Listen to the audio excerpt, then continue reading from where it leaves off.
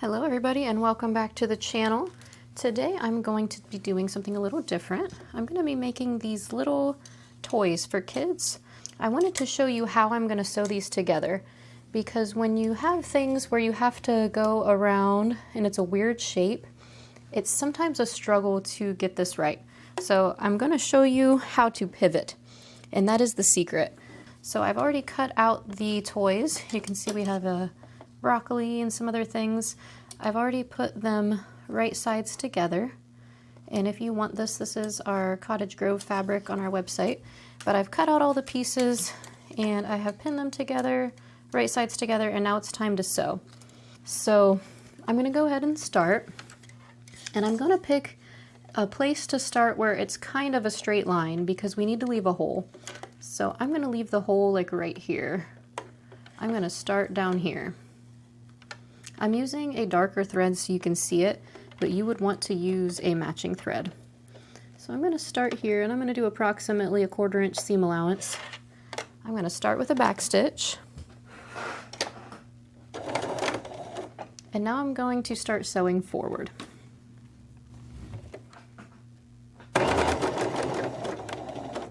Okay, so now I have gotten to where I need to turn, and this is a pretty sharp corner. So I'm going to put my needle down by turning the flywheel on the right side of the machine towards me. That will make the needle go down into the fabric.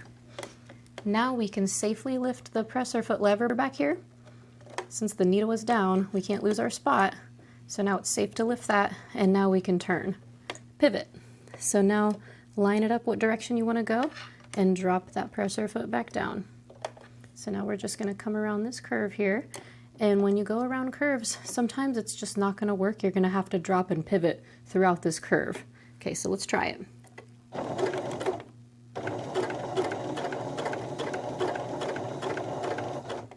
Take out the pins as you come to them. So I'm turning it, but it's a little bit of a struggle to try to push it and turn. So I'm going to go ahead and drop the needle now. Now we can safely lift. And then I can just do a mild pivot and go back down. And I'm going to do it again right here. Do a little pivot. Do it again right here.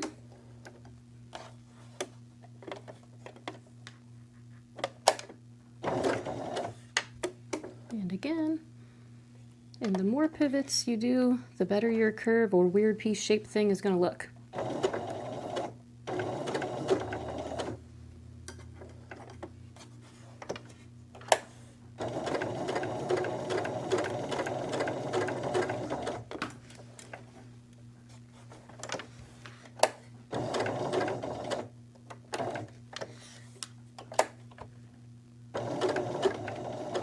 You can see sometimes I'm only doing 2 or 3 stitches before I pivot, and that is just the way it's done.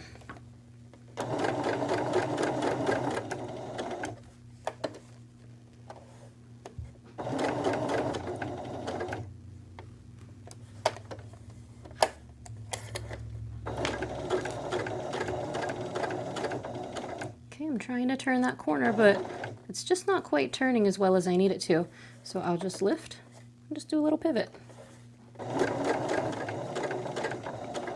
Now you might notice that my needle has been landing in the down position, which I like for this type of a project, and the reason it's doing that is because of this. If you see this button on my machine, this is my Husky Star 224.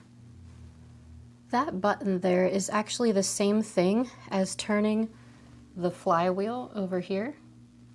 So you can turn your flywheel to make your needle go up and down, or some machines have a button.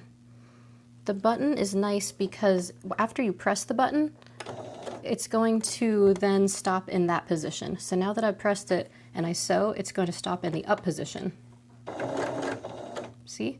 But if I do it again, now from here on, it's going to stop in the down position. See?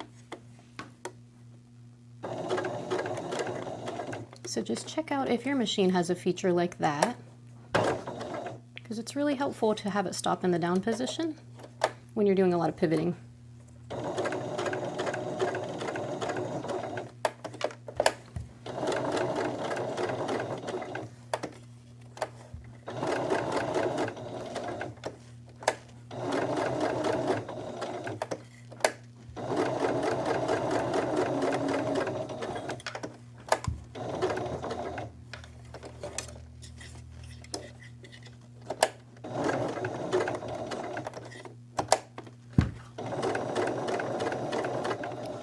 So don't get discouraged if you're trying to sew around a curve and you just can't get it to curve. You just need to pivot. It's not anything you're doing. It's just the way it's done.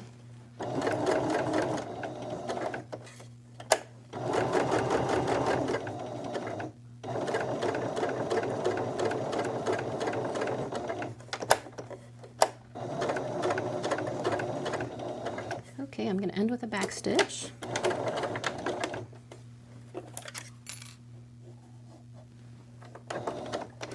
So now I can flip my little bead right side out. But yeah, this is what they will become. Here's what they will look like after they're stuffed.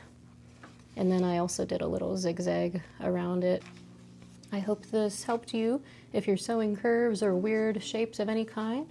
And I will hope that you will try pivoting if you haven't before. So thanks for watching. See you next time.